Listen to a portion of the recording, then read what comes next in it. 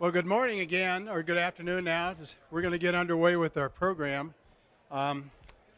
Just a quick note for everybody that as we get close to time to introduce our speaker, and by the way, I'd like to just say thank you to our speaker. He's been a real pro already because we have a little bit of an AV problem, and you see it will not project on the large screen, so we bought a smaller one.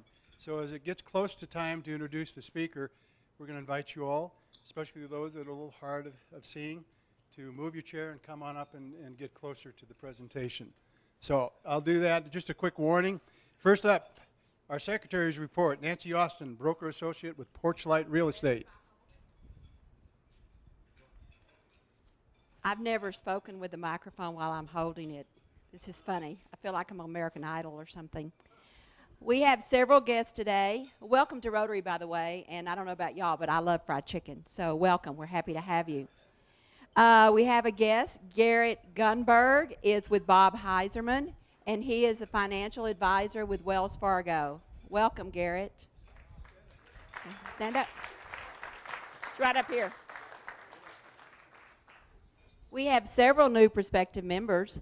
Adam Yu has brought 2 new members. Steve Tonkin, he is in corporate training and strategy. He has his own company, his own model, and has lots of fun with his job. Welcome. Daniel Schrader is also with Adam Yu. He is a serial entrepreneur. He's very active and focused, and he has an 18-month-old son. Welcome.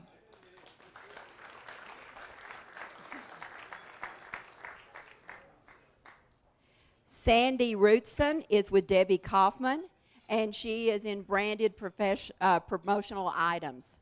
Thanks for joining us, Sandy. Sean Gatson came with Allison Clark Hardesty. He is with UMB, and he's a commercial lender. Thanks, Sean. We have several Berthatarians.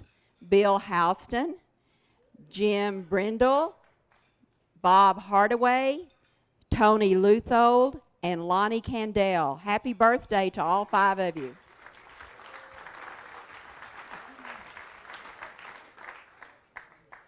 Next week is our annual Changing of the Guard luncheon. Please note that the meeting is going to go from 11:45 to 1:15, so don't park in a 2-hour spot or you'll get a ticket. Rotary Family Evening at the Rockies will take place Wednesday night on July the 24th. Reservations are required by July the 12th. Please see Jamie for more information. And there's also information on your table about the Rockies game.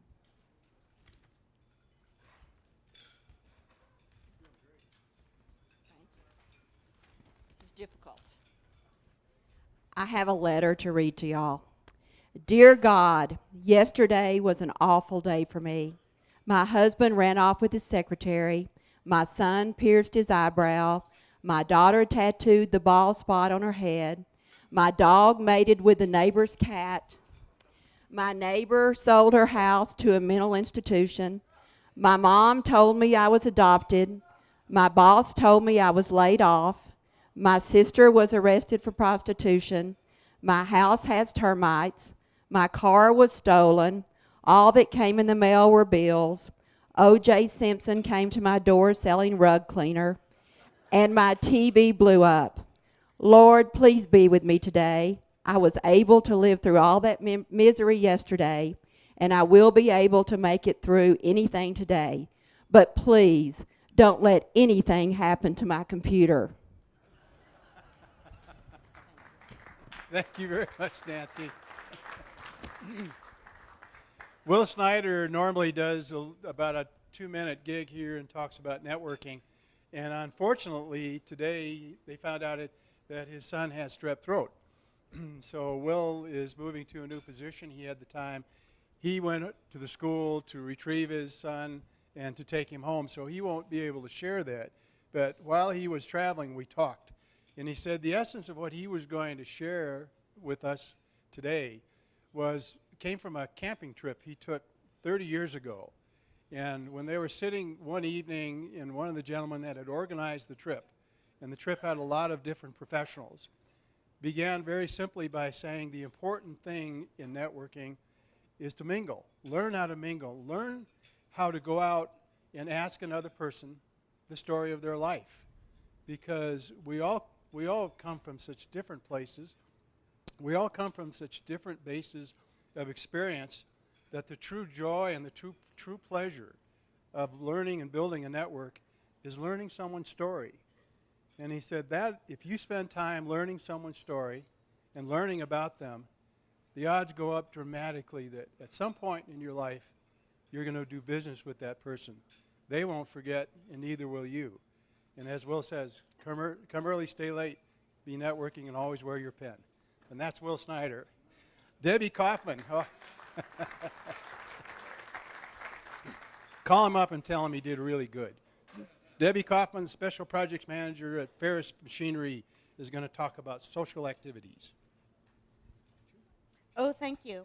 Now I know how you feel, Nancy. I agree with you. Okay, this coming up Tuesday, is the event at the Rack House Pub, and it's being sponsored by Brian Geis of Centennial Leasing. And if you haven't been out to the Rack House Pub, it's incredibly fun. It's just, we meet at 5:30, stay for a couple hours. Brian will buy us tons of little pizzas and yummy things to eat, and we talk and have fun. So please join us this Tuesday at Rack House Pub. Does everybody know where that is? Yes? Okay, it's right in Stranahan's Whiskey. So that should be easy.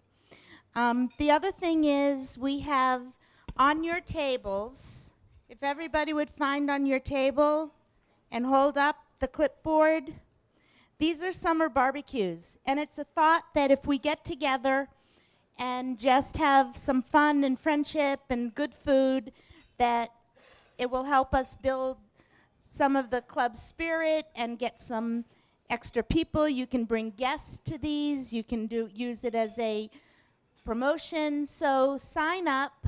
I'm not going to worry. Like, I can have 6 people at my house. So if 24 of you sign up, that'll be great. I'll just have it 4 times.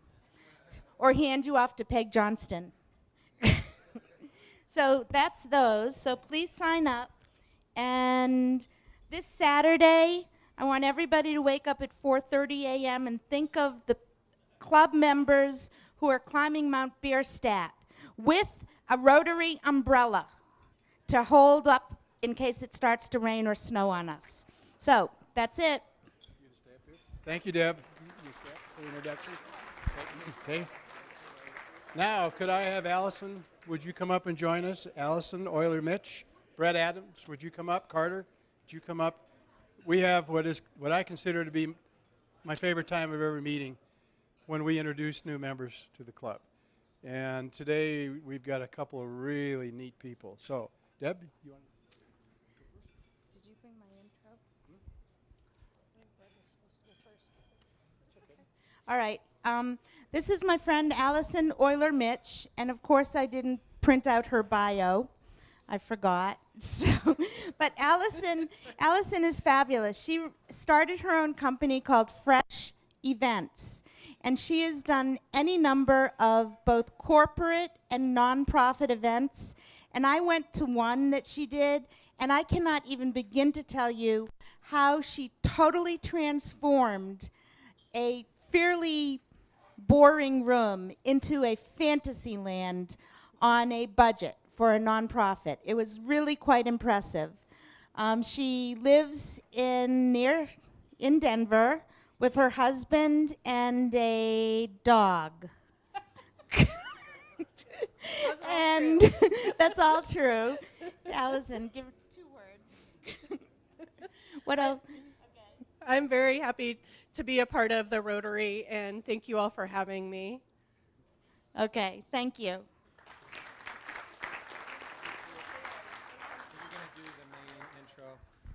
Good afternoon, everybody. I'm Carter Sales, and I am on the membership committee, and we love introducing new members.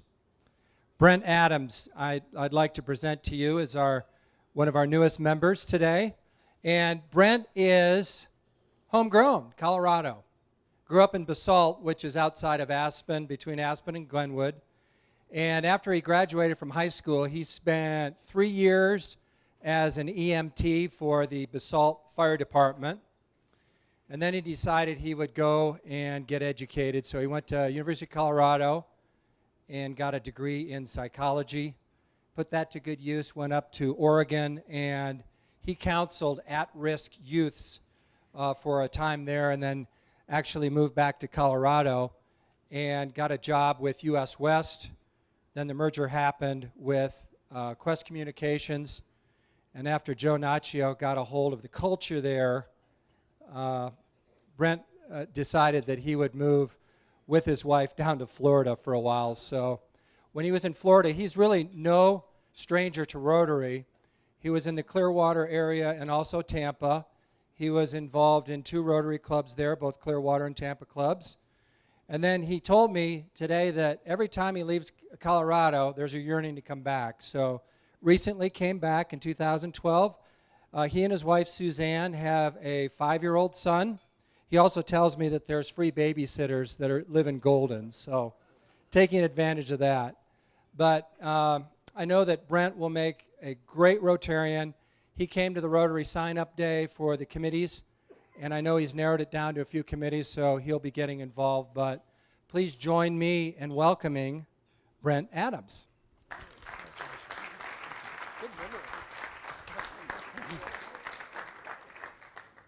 I'm going to take just a minute for a short induction, if I might. Welcome to Rotary Club 31. Rotary is an international organization of businesses, professional leaders who provide humanitarian services and encourage high ethical standards in all vocations and help build goodwill and peace worldwide. In nearly 100 years, Rotary has grown from a small club of 4 members to a worldwide network of men and women who share a common vision for a better world. We have a long history of helping those who need and uniting people of different cultures and beliefs throughout the work and the good works of Rotary International. We welcome you to Rotary, and we hope that you'll take advantage of all that there is to do, all of the different involvements.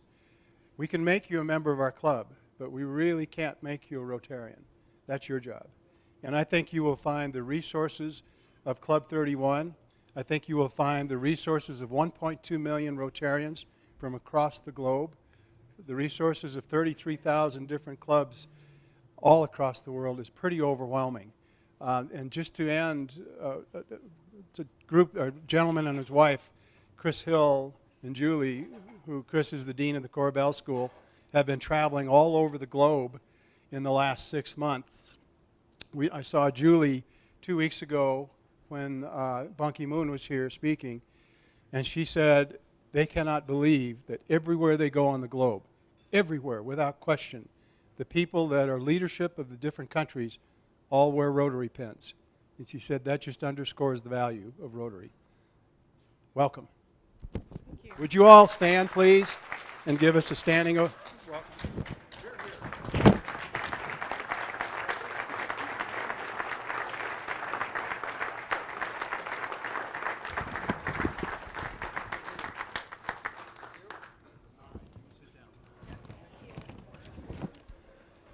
One minute of business, if I might, before we introduce our speaker and get everybody to move up here to the front. The Rotary Board met this week, and as you know, the last 3 years have been kind of tough. We haven't raised dues. We've managed to work within our budget to a large degree, and we've been lucky to have a little bit of a buffer, and we've used it. Well, we are now on a concerted campaign for the next 2 years to really grow the club and do it in a very positive, tangible way. Mark Donovan's going to lead that effort, and it's well underway. We would also like, the board of directors has agreed that we could raise dues, if it's okay with you, and this is a vote of this group, $10 a quarter. That's $3 a month, $3 and some change a month for this year, and that will keep us in the black as we go forward. And that's where we want to be. So unless you have questions, I would entertain a motion from the floor to raise the dues and by the way, there'll be a description of all the rationale that will be in the keyway this week as well. May I have a motion? Pick. Is there a second? All in favor? I think it passed. Thank you. Now, those that have a little difficulty seeing, would you come up? And Dixon, would you come up and get ready to introduce our speaker? Come on, move up there. 2 empty tables up here, if you'd like. Pardon? Does that need? I don't think so.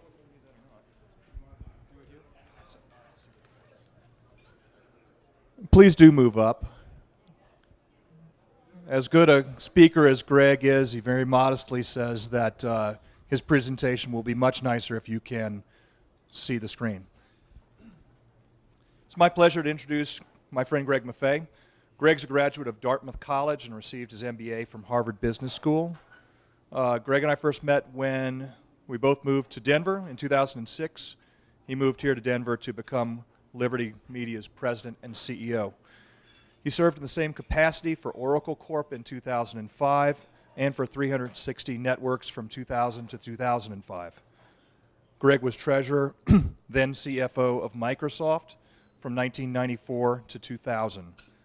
Notably, he served as director of Electronic Arts, Zillow, Live Nation, Barnes & Noble, DirecTV, Expedia, and Starbucks.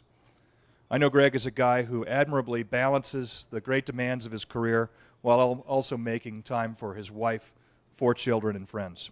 Today, his presentation is entitled Media Technology and Telecom in the Digital Mobile Era. Please welcome Greg Maffei. I think I got a fancy mic. You got it? Okay.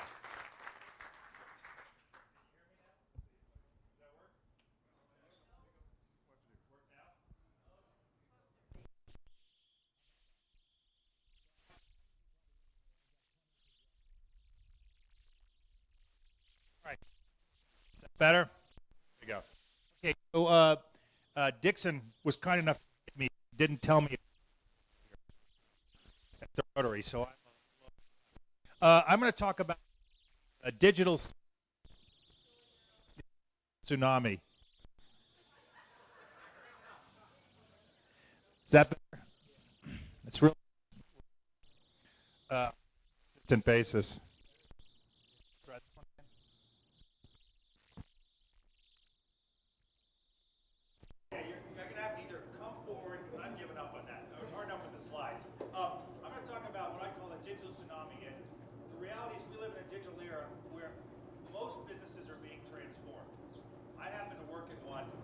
Business and sort of related industries around telecom and technology that is being transformed more than most. And absolutely.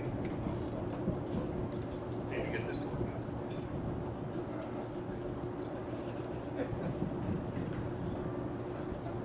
out. Okay, so I'm going to tell a little story about Moore's Law, which I think most of you know is the idea that microprocessor power and a lot of related technologies doubles its performance or its price performance over every 18 months. And that's gone on for about 30 years now. And that fact has enabled enormous changes. One of them is in the movie business. So if you wanted to watch Superman, the movie, on your PC, you didn't have a PC, but on your digital device in 1978, it would have cost you, the storage on a 1.3 gigabyte movie would have cost you $254,000. The time to download it, it would have taken you 9,407 hours, cost you $458,000, and the cost to play it back, because the storage on all those computers was insufficient, it would have cost you $292,000 to buy the computers that would play it back. Roll forward to this year, the cost of that storage has dropped to 17 cents. Roll forward the download time and cost is down to 15 cents. And the cost to play it back, depending on what kind of device you buy, is under $200. That's Moore's Law, compounding that capacity. And that has enormous implications for all kinds of businesses. It leads to the internet. And a friend of mine, who I liberally stole from, the guy who used to run Expedia, now the chairman of Zillow, whose board I was on, describes them as the internet rules. And there are 3 rules for the internet. 1, if it can be known, it will be known. There are no secrets. We're reading about that today with Wiki and Snowden and leaks. But pretty much all information out there gets known all the time. And a lot of it is free. Look at Wikipedia, a massive, massive encyclopedia. When I was at Microsoft, we started a thing called Encarta. Maybe some will remember it. Bill Gates loved the Encyclopedia Britannica, but wanted to update it for the era that had all the ability to compress files and images. Little did he know, along would come something that had exactly all the capacity and more that was free. If it can be known, it will be. There are no secrets. Everything gets out. Glassdoor is a great example, and Avo. Avo rates lawyers. There are some lawyers in the room. Rich is one. Lawyers hate this. They tried to sue it to stop it in Washington State, where it was from. But basically, you can rate your lawyer, tell how you did, what kind of performance it had.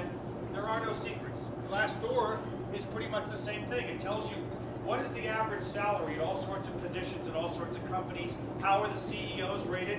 Fortunately, I don't see too many entries for Liberty Media, but there are a lot of entries there for Steve Ballmer or Jeff Bezos or Mark Zuckerberg, any CEO of a technology company out there. Lots of opinions about how well they're doing. No, I'm okay like that. And now see if it can be rated, it will be rated. And all sorts of things out there, basically opinions. And not only do you rate, or have ratings on every product and every service, but you have people who rate the raters. So you can decide whether the quality of their rating is worth anything. Here's an example from one of our companies, QVC, and you can see customer views of Rachel Ray's cake, and then people rating how well those reviews, were they beneficial, and you have status where people, the more you rate, and the more things you rate, the higher your rating status is. So this whole culture is developed. So the internet is omniscient, it knows everything, it's everywhere, and it's insatiable. It keeps chewing up new businesses all the time. When that digital Godzilla eats the perceived media King Kong, I can tell you who's going to win. The digital business crushes the media business. YouTube has gone from something which literally did not exist 10 years ago, to something where there are 100 hours of video uploaded every minute. That's not video watched. That's new video being added every minute. There are 6 billion hours viewed every month. There's no television station. There's no nothing that has that kind of scale. This is so big. Some of the mobile statistics, 1 million unique visitors in mobile. 25% of all the global YouTube views now are on mobile. That's another trend that's obviously out there. Facebook is another thing. 1.1 billion active users, logging in at least once a month. There is no business, no media business, no business that I can think of that has that kind of reach. I mean, that makes like, how many people buy a Coke? And Coke has been around for 125 years. How many people touch that in how many countries? It's stunning. And this thing is less than 10 years old. 665 million daily users. I mean, it's just mind-numbing, the scale of these businesses. And lots of other things, about 130 contacts per person, 5.3 billion pieces of content shared per month, 9 million apps and websites are integrated into Facebook, and they recently, even though they didn't exist 10 years ago, could pay $1 billion to buy Instagram, a business which had no revenue. So the scale and power of these is amazing. And as I said, how fast these things are growing, the cycles is getting faster and faster. So this is a look back and say, how long did it take a radio to get to 50 million users? 38 years for it to get to 0 to 50 million people listening to radio. Television, it took 13 years. The internet, it took 4 years. The iPod took 3 years. Facebook added over 200 million users in less than a year when it became a commercial product.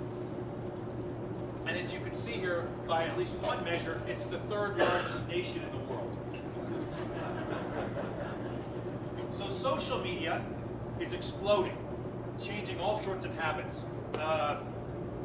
Among 45 to 54-year-olds, 55% said they had a profile. This is not a bunch of young kids. This is middle America. This is everybody. It's mind-numbing. 1 in 3 U.S. couples married in 2012 met online. changing the habits of people unbelievably. And this one you'll find interesting. 1 in 5 people blame their divorces on Facebook. So now Facebook and social networking have overtaken pornography, which was the #1 consumed amount of time on the internet, has been wiped out by social media.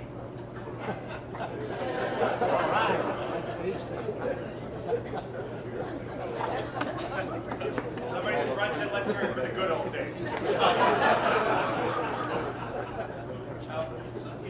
People think about email being ubiquitous in lots of universities now. This is a little bit dated. Many have now stopped. They don't give you an email address anymore. You don't get, Greg Maffei at dartmouth.edu. You just get a Facebook address, and that's sufficient. And obviously, this is impacting business. Dixon was kind enough to mention I'm on the board of Electronic Arts. Huge scale player, EA, it's in the game, FIFA, Madden, all those sports games. The amount of growth that's gone out from all those guys to online casual games like Zynga is amazing. They've gone from nowhere in the space of, just 2 or 3 years. And the reason why is each one of these trends kind of builds on the other, right? The internet builds on the fact that you have all that Moore's Law. Facebook leverages the internet. All these casual games and social gaming leverage Facebook. So they're just sort of, the cycles keep getting faster and faster. Of course, by many measures, these haven't been great businesses. Failed IPO, Facebook went up, all that, crashed, didn't really do as well. Zynga and Groupon, 2 other ones, have had very poor economic performance. So they haven't been great necessarily investments, but they are changing lots of businesses. One of the things that they're changing is advertising. And lots of people question the future of general purpose advertising when it gives them statistics. It's not clear that Facebook is a great place to advertise. But nonetheless, because of its reach, because it's out there so broadly, and because it can tell you lots about who's where and what they're doing, and segment industries, people are trying it all the time.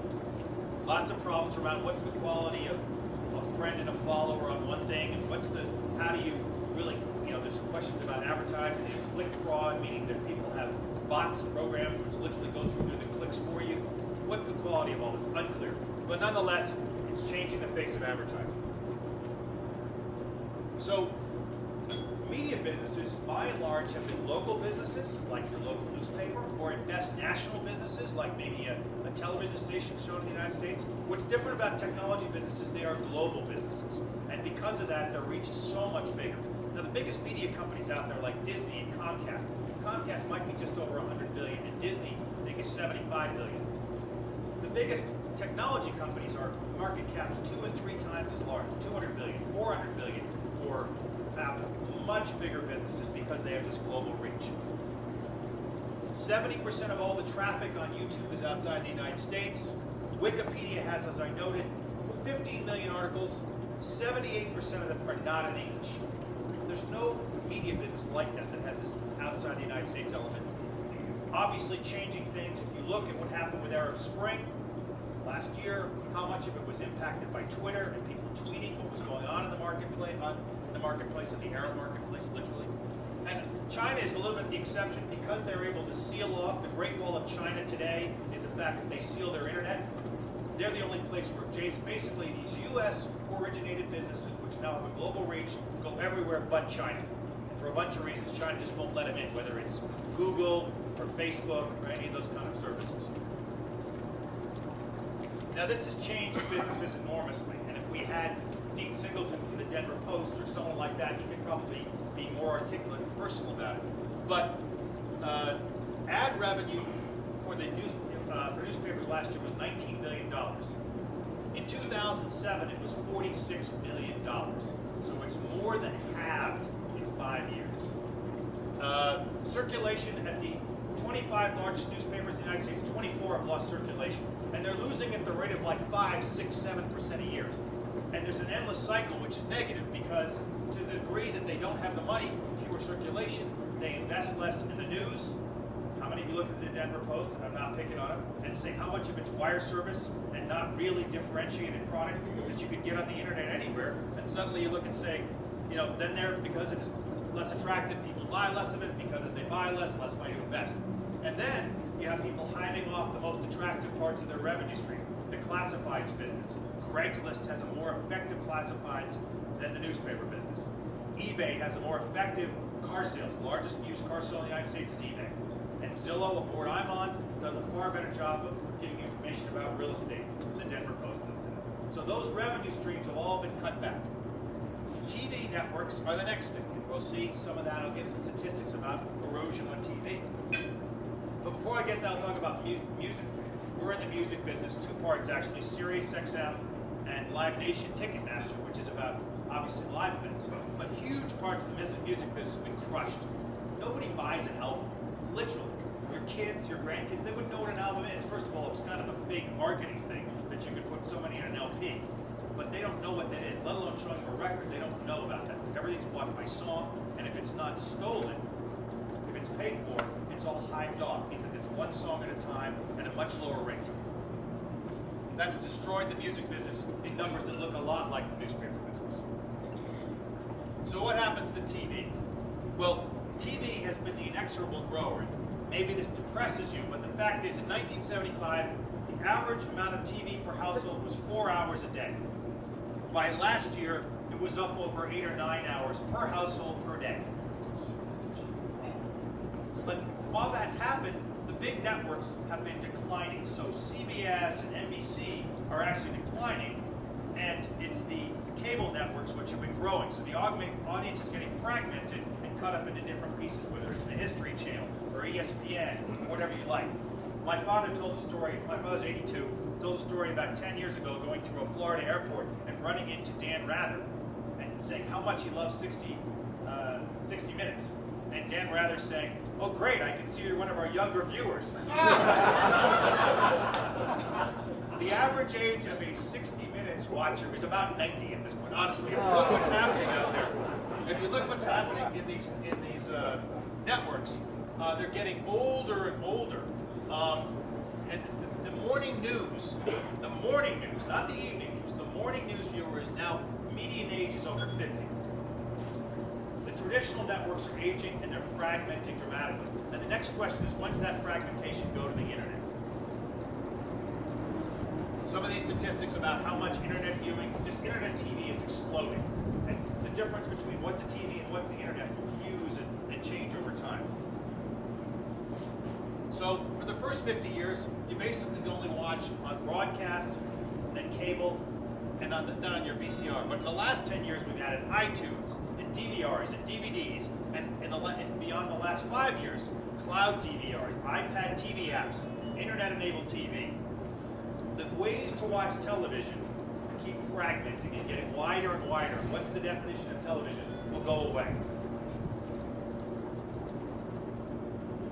But nonetheless, that's still, in the main, happening slowly. Even today, 93% of viewing in television is still on a traditional TV, but that's down from 99% 5 years ago. So we're beginning to chip at that, even as you add these many new ways to watch.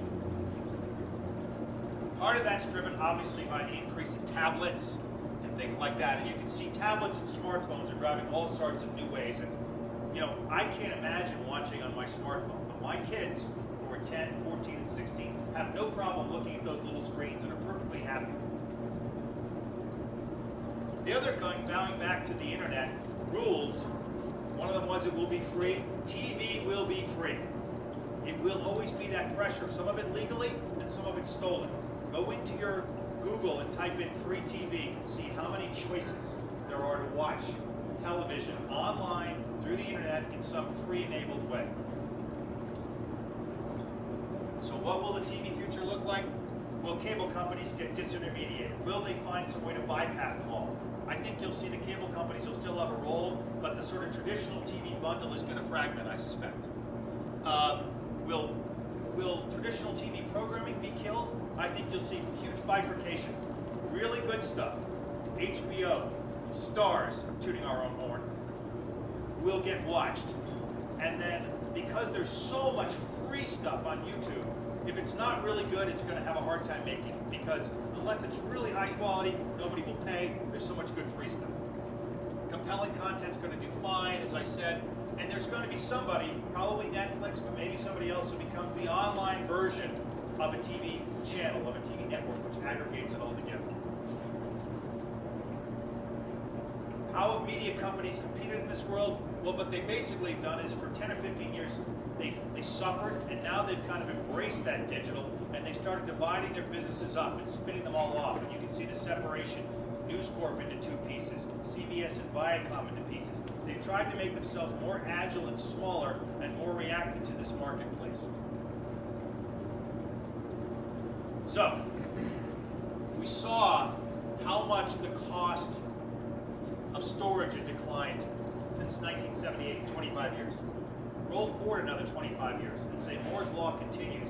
What will storage cost? You won't be able to spend the time to calculate how cheap it is. It'll be too expensive to calculate the cheapness, because it'll be cheaper just to pick it up.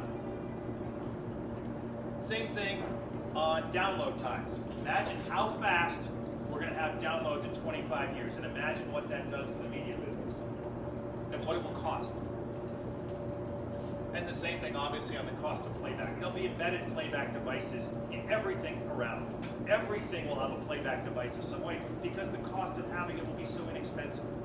So that's a little bit about the media business. Liberty, we've been one of those people who divided ourselves into lots of pieces. TCI was our parent, and since that time, when TCI got sold, in the last 10 years, we spun off Liberty Global, Discovery Communications. We spun off Liberty Media into two pieces, Liberty Interactive and Liberty Media. We then spun off Liberty Capital into other pieces, including DirecTV. We spun out, and Stars we've spun out, and now we're looking again at how to remake ourselves. So you've got to keep moving in this business, and that's what we've done. Today, some of the pieces we have that you may know include Sirius XM, Charter Communications, Atlanta Braves, Barnes & Noble, Live Nation I mentioned. So there's some of our bigger businesses. But that is, and here's a picture of Liberty Interactive, our other side of the house, which is primarily QVC and our e-commerce companies. So that's a quick snapshot of what's going on, I think, in media business. And I don't know whether there's time for questions, but happy to answer. It was helpful. I hope I didn't run you over. We got about 5 minutes. Great. If anyone has questions? Yeah, here. Do you think with all this media and attention to looking at a screen, let's take young kids nowadays, isn't it a case that we spend so much time in front of the screen, they're losing track of relationships, their relationships in text, as opposed to kids in the park, et cetera, et cetera. So can you speak to how relationships work, maybe, and also to the environment for young kids? The question was really about screens and the environment for young kids and how much time they're spending, what happens to relations. I have a 16-year-old son. I fully understand this problem. His basic response to any question I have is fine or okay or a grunt. I'm sympathetic to a huge degree. I mean, but you wonder, are we going to look back and say the nature of knowledge changes, the nature of connections changes? I'm sure that's true. People in this room, their parents got mad that the kids listened to Elvis Presley or the Beatles. I mean, there is a certain element of new things get rejected, and there's a certain element of generational change. I suspect many people in this room who are not of that generation have embraced and spent time on Facebook, connect with people they didn't used to, that they knew 20, 30, 40 years ago and haven't spent time with. I think the nature of things will change. It's not all good. It's not all perfect, but some good things are happening out of it. And, I think we've got to kind of harness it. Thanks. Yeah. Andre? That's okay. So when you owned the physical media or something, you could lend it to a friend. So you Yeah. had a book, you could lend it, or you could donate it to a library when you were done with it.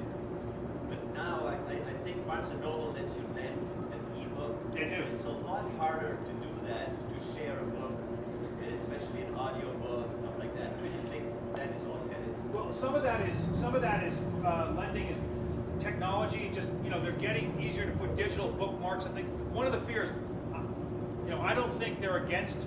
Publishers are not so much against the lending. I mean, yeah, they prefer you bought multiple copies, but they understand it's got to happen. The real problem has been theft, right? When you lend something, how does it not get stolen? And how do we know we're only lending one copy?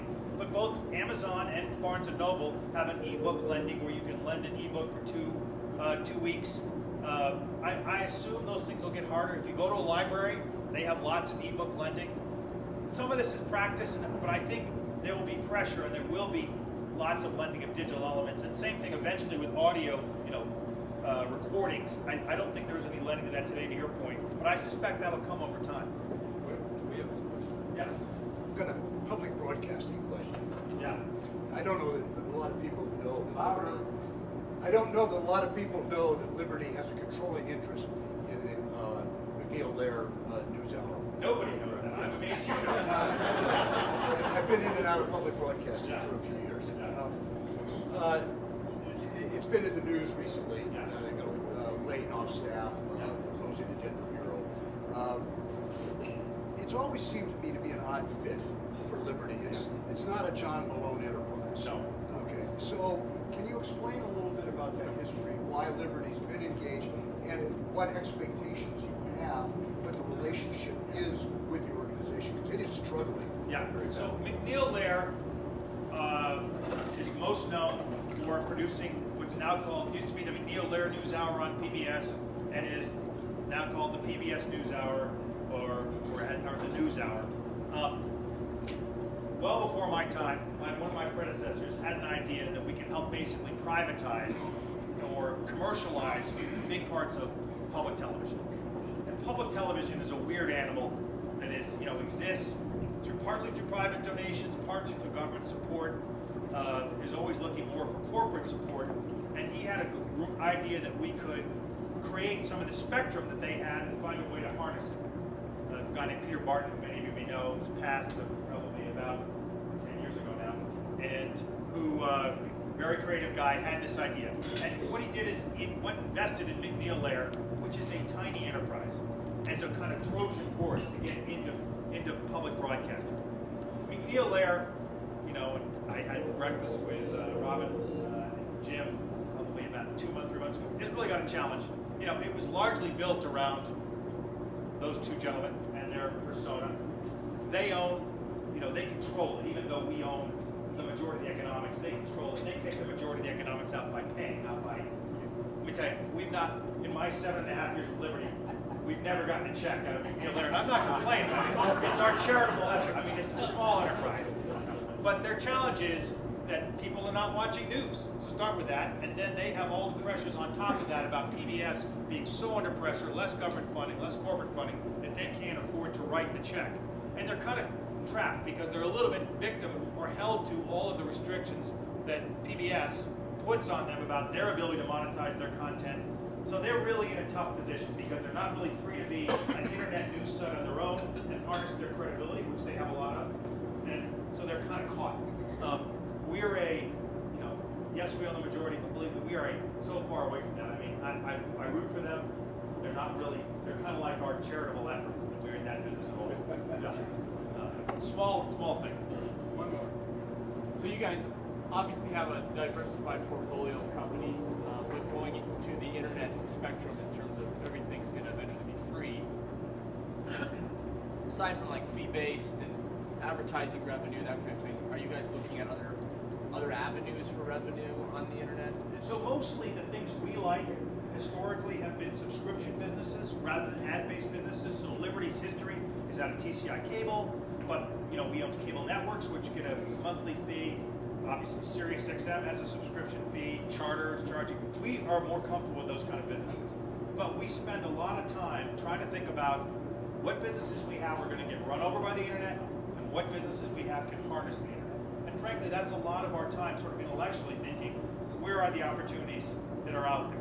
And in general, we're probably relatively conservative. We don't swing for the really crazy business models. We're probably a little step behind trying to monetize them, partly because the little ones, when they start, are this big. And we're frankly too big. Putting $1 million in something and have it turn into $100 million, what a home run. Honestly, it doesn't move the needle for Liberty. We need to put $1 billion to work and have it turn into $3 billion or $5 billion. I mean, that's one of the problems. So those little internet things are hard to harness when they really have the pop at the beginning. Too small, and we're not set up. Frankly, sitting in Denver with a relatively small team, we don't have a team sitting in Silicon Valley with absolutely the guys on the ground floor doing the newest stuff. So in general, our focus is to figure out those things that are going to get hardest, but probably not the first step. You know, second wave or third wave kind of stuff.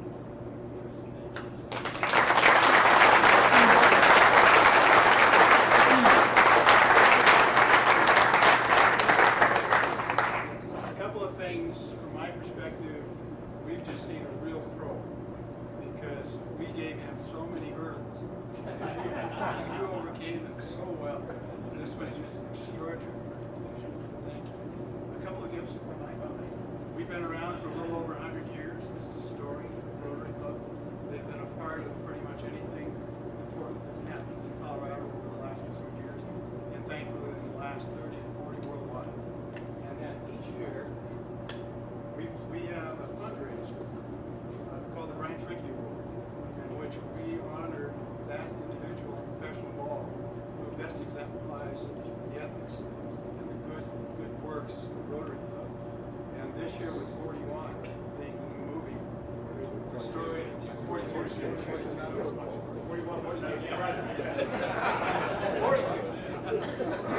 42, the story really is coming out.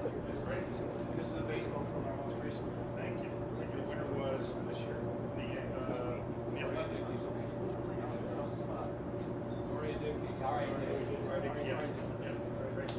Thank you so much, Greg. If I might, if I could ask Deb.